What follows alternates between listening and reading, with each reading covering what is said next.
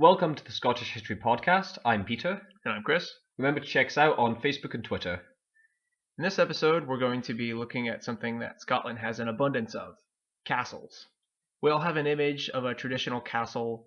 This is Google's definition of a castle.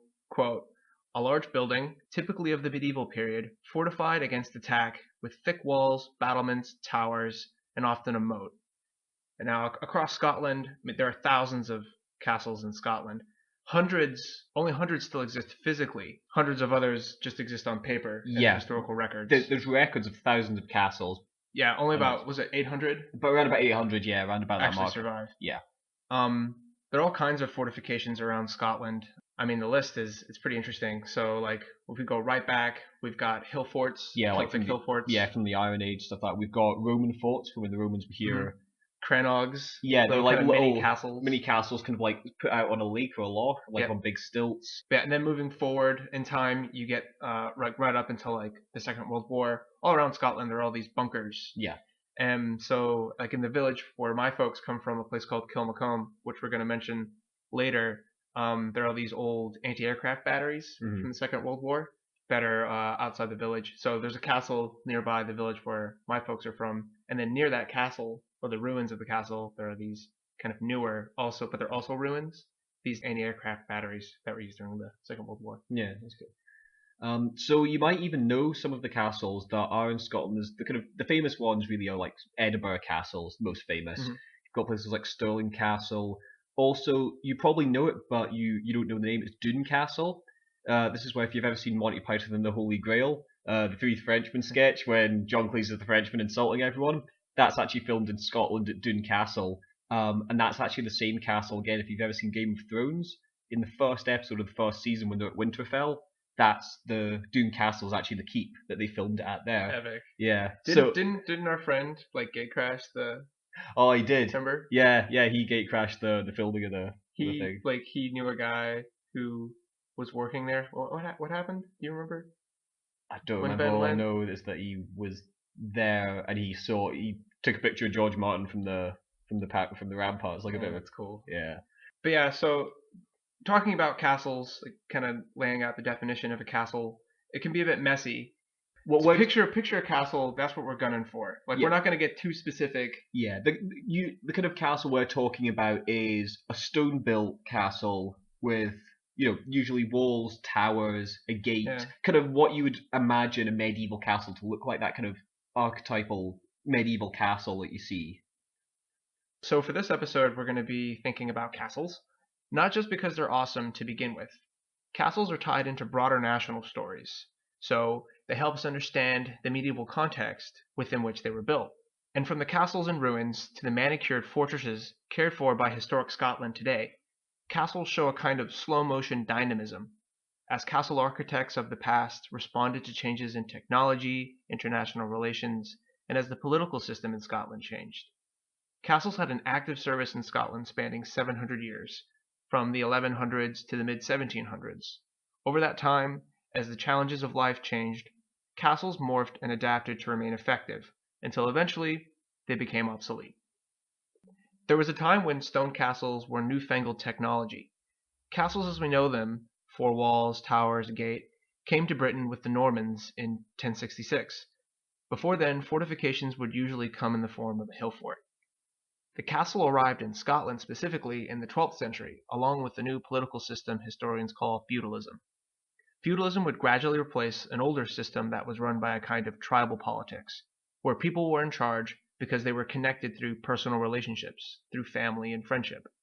This new system formalized leadership and connected local leaders to a king at its center. Now, this word feudalism, it conjures, every person listening to this will have a different picture of what feudalism means. So this word feudalism, it's just a tool. Think of it as a tool. Behind that word, there are all kinds of assumptions being made. So, like, what is a peasant? What is an aristocrat? And behind those two words, peasant and aristocrat, there are books. There are shelves of books behind each of those words. So, since we're focusing on the castle, we're going to make a lot of assumptions. So one of those assumptions is like feudalism. So there's a lot more to it. Yeah, we could go a lot more in depth. We could do a whole episode talking about feudalism, is it the correct concept? Is it the correct term? Yeah. What we're going to do is just use it as a blanket term for kind of talking about the political system of the medieval times at this moment in time. It's a tool for getting around. Yeah, so we've got basically the king at the top, followed by the magnates, and then kind of we've got the peasants at the bottom, the kind of the working, the workers in the fields. We're keeping it super simple. Yeah, so it's basically we're just going from as basically a pyramid scheme. So king at the top, kind of peasants at the bottom, and we're just going to leave it at that for now. Yeah, and in the history books, like during the research, like there's a question like, to what extent was Scotland feudalized? Yeah, but we're not gonna go there. No. So lords and knights would pledge their service to the monarch within a system we call vassalage. This basically means that they would promise their support, be it military or political, when they were called upon. They would be given sections of land on loan, which they would be responsible for, i.e. they would be the ones telling the peasants working the land what to do. In return for this, they would pay taxes to the king, and these taxes could come in the form of kind, so that would be kind of like food or supplies. They could give money, kind of political support or military aid. We actually find that Robert de Bruce, who's actually an ancestor of King Robert from the kind of Wars of Independence, was given lands in Annandale, which is on the border with England, and in return for this land he was expected to give 10 knights to the kingdom's military when he was called upon. So the castle was a practical tool within this process. An interesting fact is that castles were not usually permanent residences. The royal court would travel the country, calling at different locations, and putting up the king for the night would be a kind of taxation. Here, the rent would usually be paid in food or supplies, which would allow the royal court to stay for a time before moving on if the supplies ran out, or if they wished, they could leave to pursue other interests.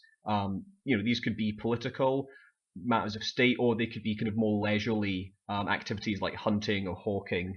Yeah, and just as like a quick point, like typically, like there are different levels within the aristocracy. Mm-hmm. So like you have like the king, he would be moving around a lot. He would have lots of estates. There would be like royal castles that he owned that he could visit, and then he could also visit the nobles who owed allegiance to him. He would go to their castles. Yeah. But the sort of lesser nobles, so to speak, like they would typically stay in their castle. They would stay there. Yeah. It's the king who's moving around. Yeah. We actually have an example of this. So we have Alexander III, King Alexander III, who gave a castle in the Argyll and Bute area to a lord called Gilchrist MacNaughton. And what Alexander did is he wrote into the charter that the lord should maintain and repair the castle, and also to have it ready should the king ever want to come and stay. So the charter described that MacNaughton would, quote, have custody of our castle and islands in Frechlin, so that they may cause the said castle to be built at our expense, and to repair it whenever necessary, and to keep it in safety for our needs, and to make the said castle, honourably prepared, open for us to dwell in on such occasion when we may come there. End quote.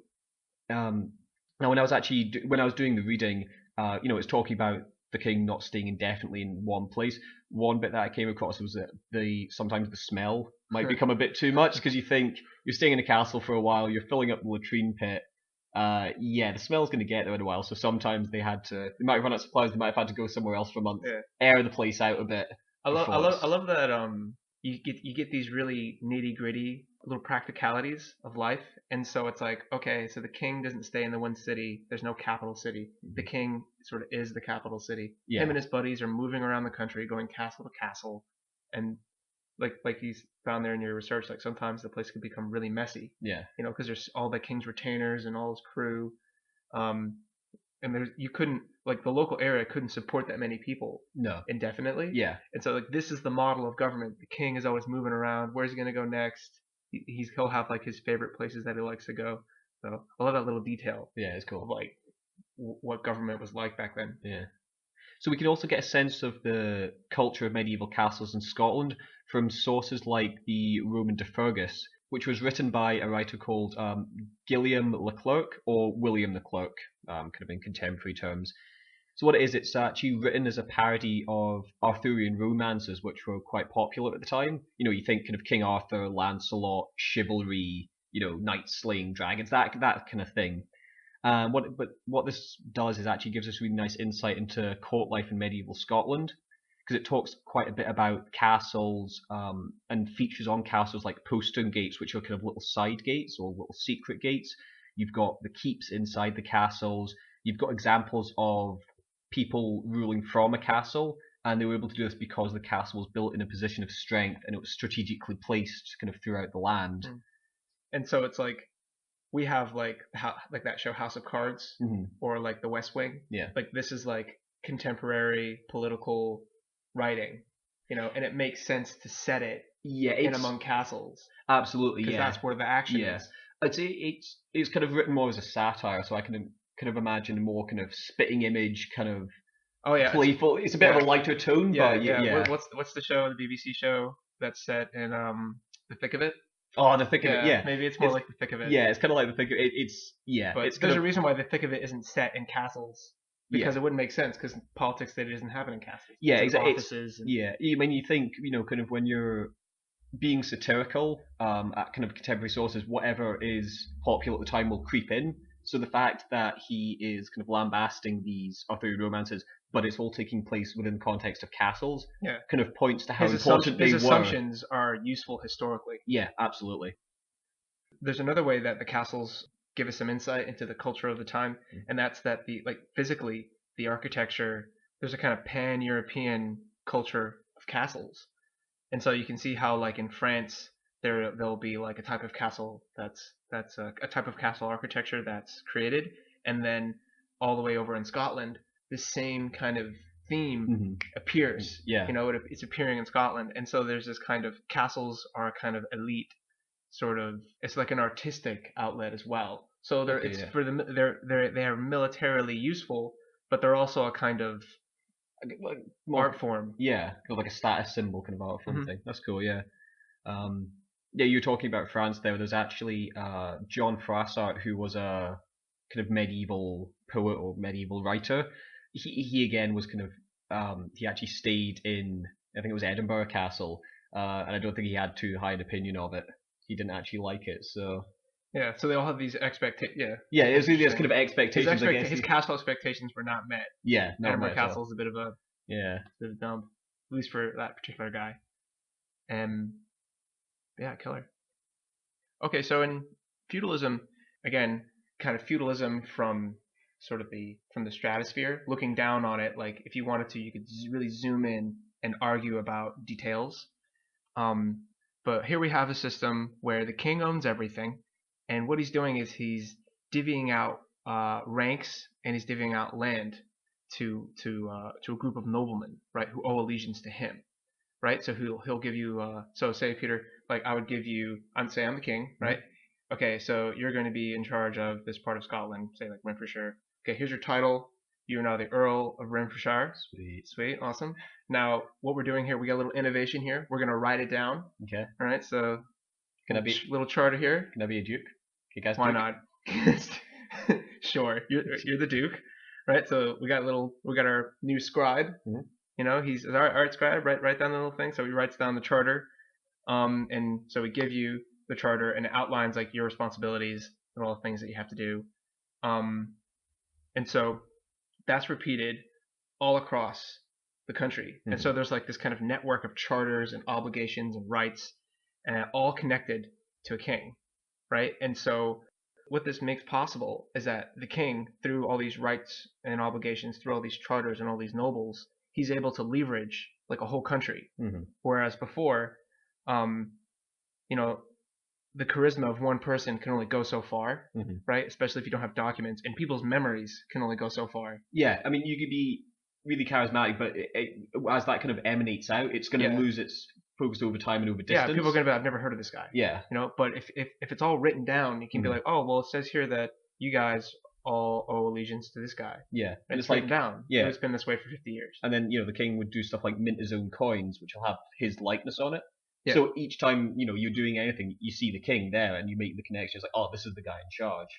Yeah. And so there are all these little ways that like, those are the kind of tools of feudalism, the kind of mechanics of it. So one thought I had while researching this was that feudalism is kind of like a Facebook politics, the inevitable analogy. So it's like you get the king, right? And he's Facebook buddies with all the nobles, just the nobles, right? He's Facebook buddies with them. And then he sends like event invite, so you're the noble and you get like something in the mail or some like a messenger comes along, right? That's the Facebook invite to say get together for a battle, right? At this time, right? So you get that message from the king. You're just friends with, you're friends with some other nobles and the king, and then you're friends with all the kind of lieutenants that you've given authority to. This is where I'm kind of gray on this, like how does the feudalism chain work?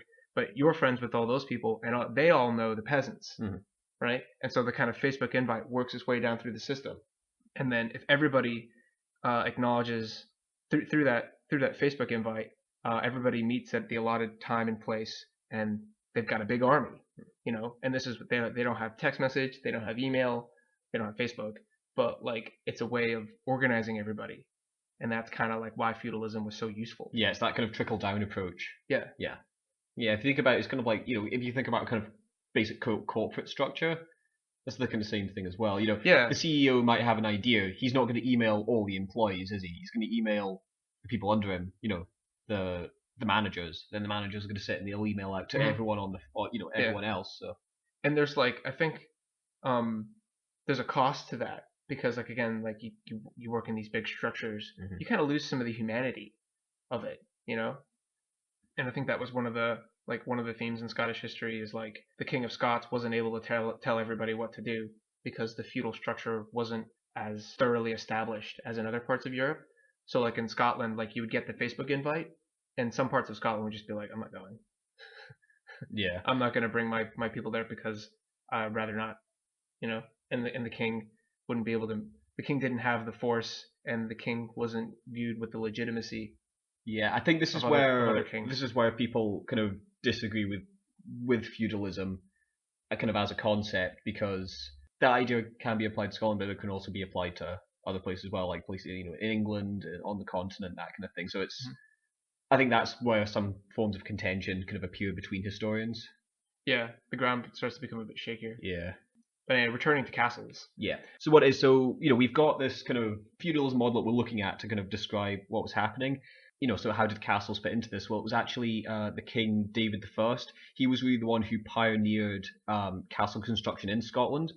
What it was, when he was younger, he was actually fostered down in the English court with the English King Henry I. This was quite common in the Middle Ages, that royal children would be sent away to get fosters in kind of other courts and other places. So what it is, when he came back to take the Scottish throne, to sit on the Scottish throne, he actually brought back a lot of Norman nobles and kind of Norman court influences with him as well.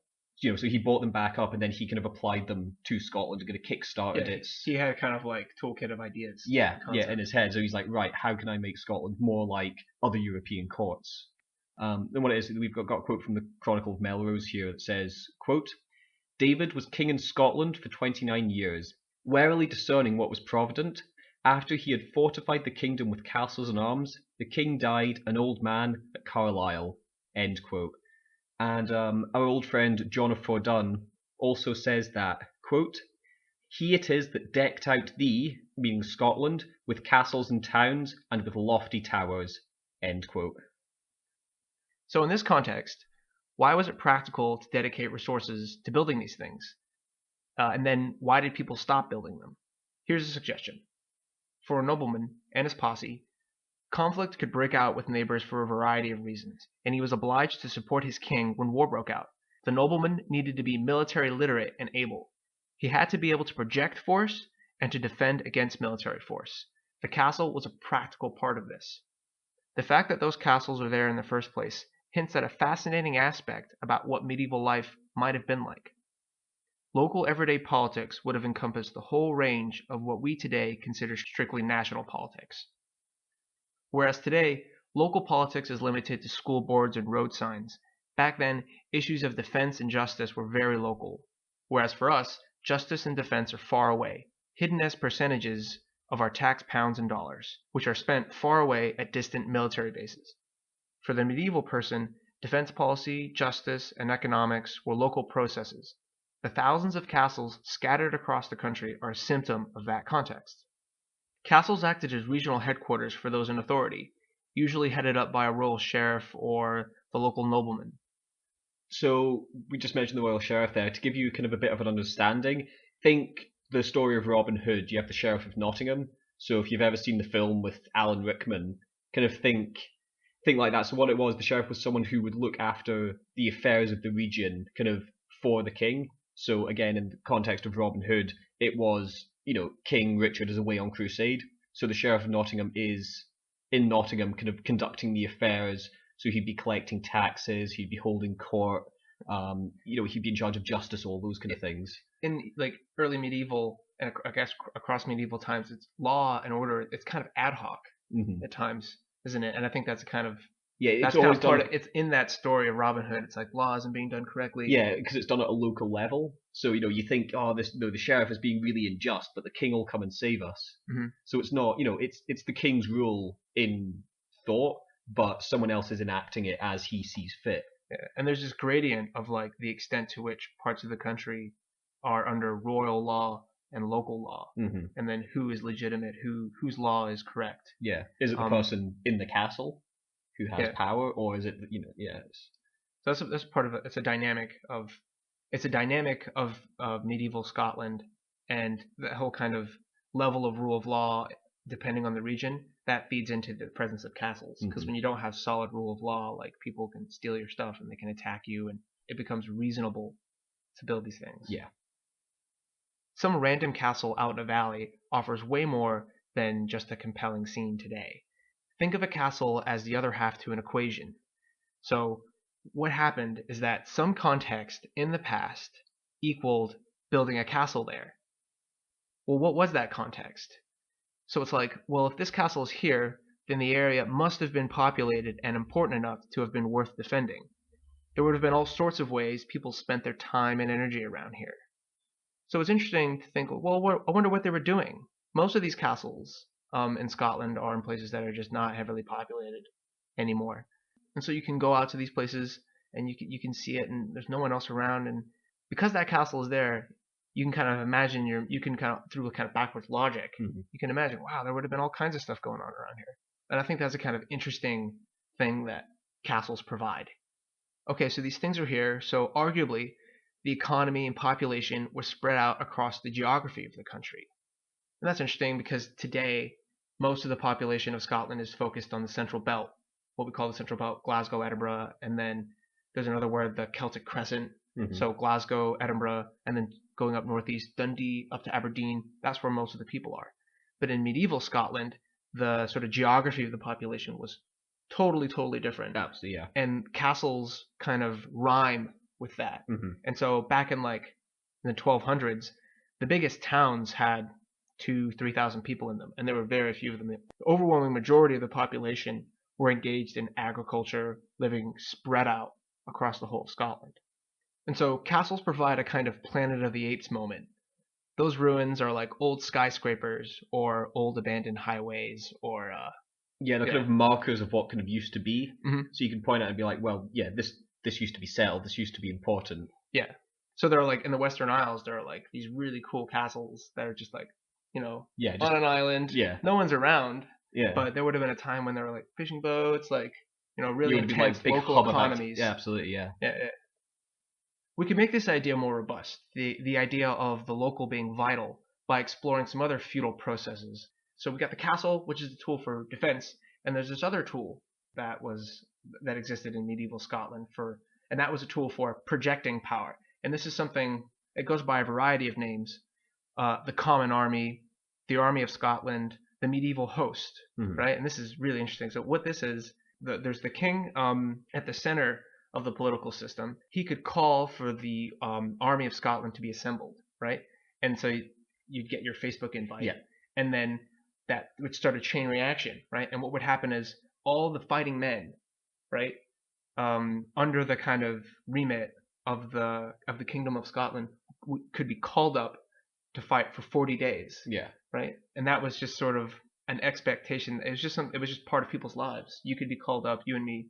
We could be in our field one day, just minding our own business, doing a bit of farming. Some guy would come up and be like, right, we have to assemble. We're getting called up. Yeah, someone's King attacking. King set up a Facebook event. Yeah. Someone's attacked the realm, so we got to go and get ready. Can't say you may be coming. Can't decline.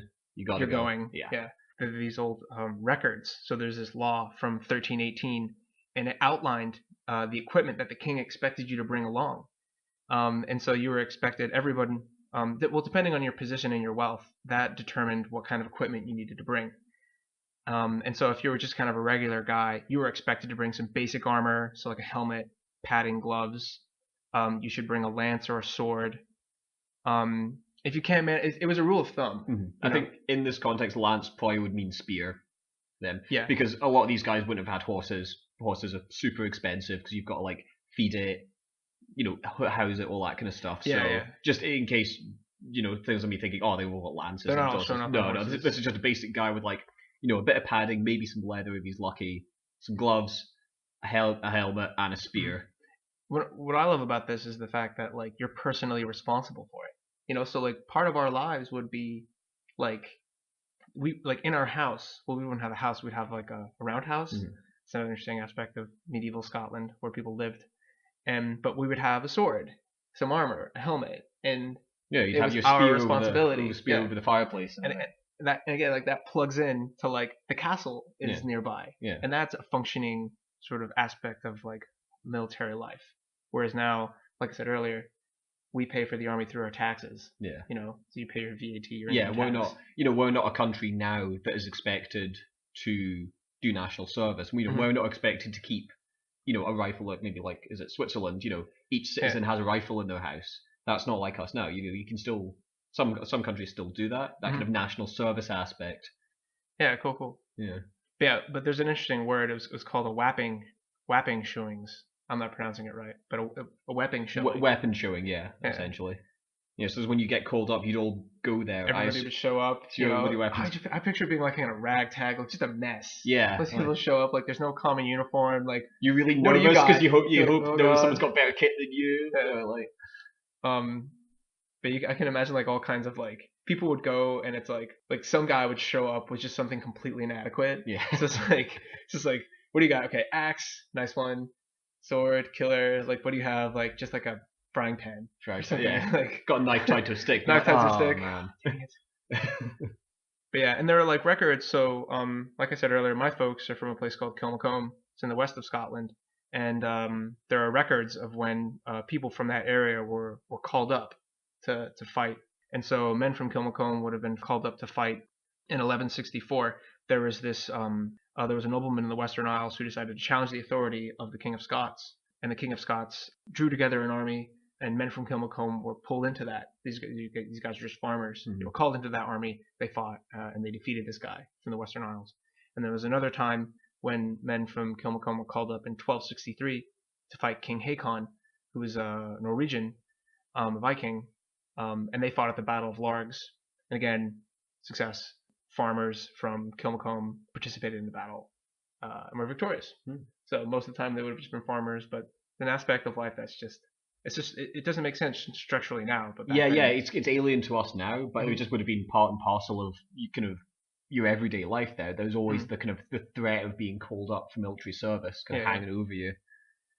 Okay, so what we're going to look at now is kind of how castles plugged into medieval warfare. We've just been talking about getting called up for military service. So while castles were important civic centres, they were also formidable defensive structures, which featured largely in warfare in the medieval period and after. And now in the medieval period, it wasn't really advisable to actually fight a big pitched battle against another army. It's one of the riskiest things you could do, really, because if you lose, you could lose your whole army. And if you do that, that's your military campaign and, kind of most of your bargaining power gone, kind of in one stroke. So castles were used as strategic points kind of on the landscape, and what they would do is they'd be there to exert control with the smallest expenditure of power. So with this, basically, this made that the most common form of kind of large conflict in the medieval period was siege warfare. Now, these could go kind of one of two ways now. The one way was to sit and try and wait them out, to starve them out. If you have a castle, it's only going to have a finite amount of supplies if you completely cut off from the rest of the country. another one of this as well, you could start poisoning wells around the place. So you could poison the defenders' drinking water. So they wouldn't have, so they might get ill or they get really thirsty and again give up. The other one is just a direct assault against the castle. So the first source we have about a siege in Scotland is from what we call the Erspinel, which I don't know if I'm pronouncing that correctly. I do apologise if I'm not. But basically, what it is, this is a manuscript, a medieval manuscript containing 4 Norse sagas, and the saga that the source is taken from is called the Saga of Hakon Hakonason, which is actually the same Viking He's the king. guy who the Scots fought at Largs. Yes, who attacked guys from Kilmacolm and got called up. So basically what it is, it involves the Scottish forces in a castle and they're getting attacked by these Norse aggressors. So, quote, "Now they," meaning the Norwegians, "collected their 80 ships and they sailed south to Bute. The Scots sat there in the castle and a certain steward was over the Scots. They proceeded to the castle and made a hard assault on it, but the Scots defended themselves well and they poured down upon them boiling pitch and lead. The Norwegians bound over themselves shields of wood, and they hewed the wall because the stone was soft, and the wall fell down after that. The torchbearer, who was called Skaggy, shot the steward to death at the moment that he leapt upon the castle wall. They fought with the castle men for 3 days before they won it. There they took much treasure, and one Scottish knight, who ransomed himself for 300 marks of refined silver." End quote. That is epic. Yeah. That is such a cool quote. It's absolutely, it's fantastic to have something like that. So there we have a kind of direct assault on the walls, the Vikings just charging up, hacking it away. But sometimes there's kind of less conventional means of capturing a castle. One of my favourite stories this is from the Wars of Scottish Independence. So when Edward I first came up from England, he sieged Edinburgh Castle and took it within 3 days. He just basically bombarded it day and night, 3 days, the castle fell. Now the Scots wanted to retake this castle, but they didn't have the kind of manpower or firepower to do it the same way as Edward, just kind of brute force. So they had to come up with something else. So on March the 14th, 1314, a surprise night attack was led by a noble named Thomas Randolph, who was the first Earl of Moray. Yeah, so this is told in the story called The Bruce by John Barber, and it basically tells us how 30 men were guided in by a guy called William Francis, who was a member of the garrison when he was younger. And what it is, he knew a kind of a secret way along the north face of the Castle Rock. Edinburgh Castle is built on this massive piece of, it's an extinct volcano, so it's a big, big, imposing structure. And what it is, he used to see his girlfriend, he used to sneak away, so he knew this little secret route. Nice. Yeah. So what it is, he knew that way, so he got Randolph and his men up the wall. They scaled the wall. If you've been to Edinburgh Castle, It's a cliff. They scaled a cliff. Yeah, it's a cliff. Like if you look at pictures, it's pretty impressive. You imagine these guys would probably be in armor and stuff like that. Mm-hmm. So they scaled the wall, surprised the garrison, kind of opened the gates and let a bunch of other forces in, and that's how they actually took it, which was pretty impressive, pretty inventive, I would say. Yeah, that was part of the Scottish strategy. Sort of the military histories I've read of Scotland. The Scottish strategy during the Wars of Independence was to take the castles through like stealth and cunning. Mm-hmm. And then because they didn't have the manpower, like you said, to like just storm the castle. And once they had taken it, they would then disable the castle and then leave. And so during the Wars of Independence, like castle after castle, people are sneaking in, and once they have it, they're filling in the well. They're ruining the gatehouse. Yeah, they're basically breaking so the English again couldn't come up and reuse the castle. Yeah, because the English strategy was like hold these key points. Yeah. And then that gives you a toehold from which you can project power out into the countryside. Well, whereas for the Scots, they didn't have the manpower to do it, so they're denying the chance for the English to actually gain a foothold. They didn't need to try and get a foothold. They just needed to make sure that nobody, like the English, couldn't get a foothold in Scotland. Yeah, there's actually a similar story about how Edinburgh Castle got taken again. It's a few years later, a guy called William of Douglas led a band of men kind of up the Royal Mile towards the castle. They were all disguised as merchants and servants. So what they did, they got near the gate, they kind of blagged their way in, and as they got in, they left all their supplies in the gatehouse, so the gate couldn't be dropped. Yeah. And then, they obviously, revealed themselves, stormed the castle and runs in. You can imagine, something like the Three Musketeers, that's a Three Musketeers film right there, that kind of showmanship and, plan, that kind of thing. From the 1500s, the significance of local private castles would diminish as the military power and responsibilities of central authority grew. So it would become less and less logical to build these things. One element of this is the development of artillery. Now, at first, artillery didn't show up on the scene and just make every castle obsolete, immediately. It took time. They gradually got their momentum up. So, like Mons Meg, the famous the famous cannon. So yeah, just to kind of interrupt there, it's really the kind of advent of gunpowder that was game changing on how castles were operated.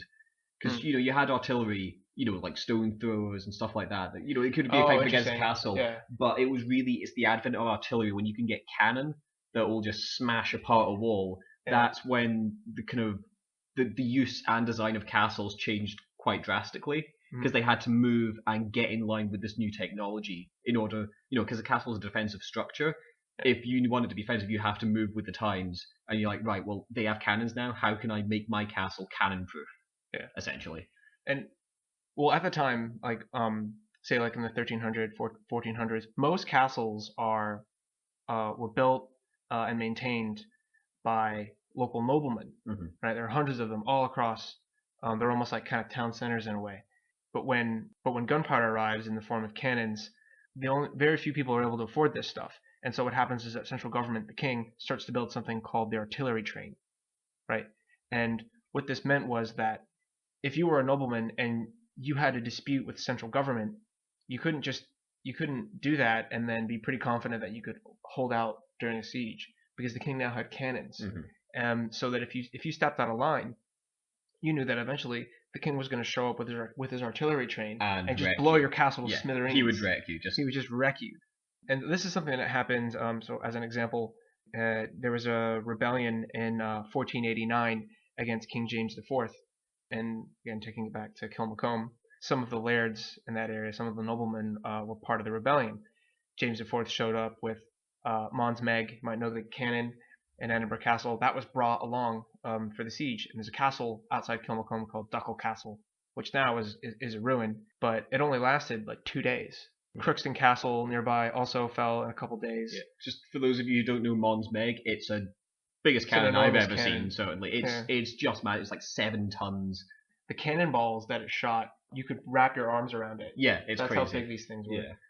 So yeah, James IV was able to show up and just assert central authority. And so if you were a nobleman, you'd go, well, shoot, like, what's the point of building these things as defensive structures if the king can just show up with his cannons and then I'm toast? Yeah. But the castles that were there started to adapt. So you got like little loopholes for cannons. The walls are becoming shorter and thicker. So that's one reason why the castle started to become less and less relevant. The other reason was the development of professional armies. It was just a pure organizational thing.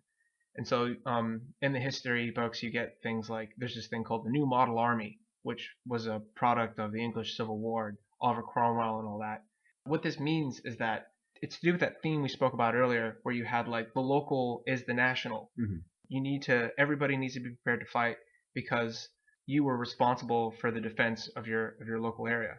What the development of professional armies did was it made it so that you weren't responsible for that anymore. Yeah, it's like what we have now. We have a professional army who get called in times, in times of need, or if there's like a disaster or conflict or whatever, the army will get called in. It's not us now. Yeah, there's no 40-day medieval host call up. Yeah. Well, that's an interesting event in Scottish history. Like there was the New Model Army, and then there was the Scottish medieval host, and these two things were colliding from time to time. I think like in the 1600s. And so the nobleman is less and less responsible for the defense of the area around the castle.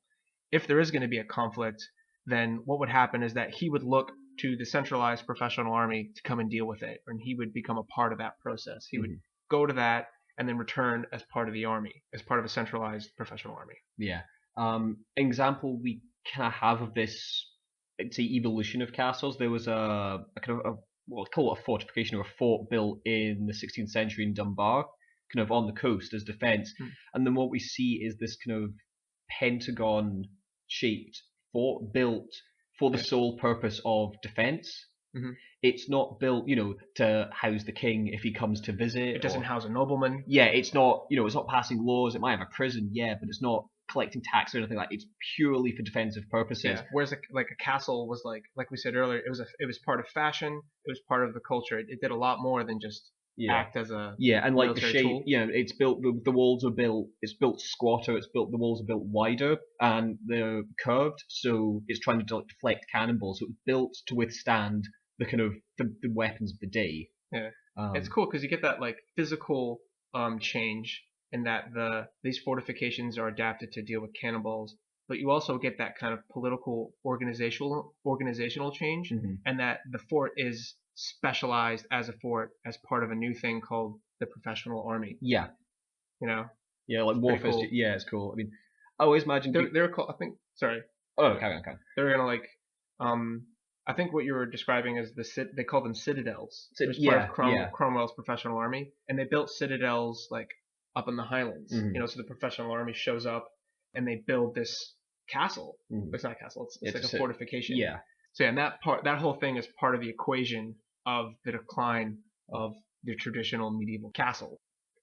All right, well that's it. Yep, that's it for the I hope you episode. enjoyed that. As is tradition, what we're going to do is just quickly run through the books that we used here. Just give a little shout out to these. So the first guy that we used was Christopher Taberham, who is kind of like He's like the godfather of Scottish castles. yeah, he's like the He complete shows up castle again and guy. again. So we used 3 of his books here. It was Scottish Castles and Fortifications, Scotland's Castles, and Fortress Scotland and the Jacobites. Now these are all really good books. This guy really knows his stuff. So if you are at all interested in, picking up a book on castles, Historic Scotland, Christopher Taberham, you can't go wrong with one of his. The other one was Fortress of the Kingdom, Archaeology and Research at Edinburgh Castle, again done within Historic Scotland, edited by Gordon Ewart and Dennis Gallagher. Pretty technical, not like you wouldn't. It's not bedtime reading, but a lot of great value. It goes really into the nitty gritty of Edinburgh Castle and what sections were built at what time. So pretty interesting. Another book on Edinburgh Castles by a guy named Ian McIver. Again, this is a Historic Scotland book. You might notice a trend here. Pretty much all Historic Scotland to do with castles. Again, that was a really good book on the kind of history of the castle. He's very detailed, very good. And then there was A Military History of Scotland by Edward Spears, and there are many other contributors. And then there was Kilmacombe, A History by David Rowe, just an obscure village. There are tons of obscure villages that have some solid local history written about them. And then the final book was The New Penguin History of Scotland. Buy this book. Yeah, if you're fantastic. If you want a kind of general history of Scotland from start to finish, you can't go wrong with Penguin History of Scotland, basically. Yeah. That's by Robert Houston and William Knox, with other contributors, a whole range of contributors. Yeah, so we really hope you enjoyed that. Remember, check us out on Facebook and Twitter. Let us know what you think. You can also email us at scottishhistorypodcast@gmail.com. All right, see ya. Yep, see you later.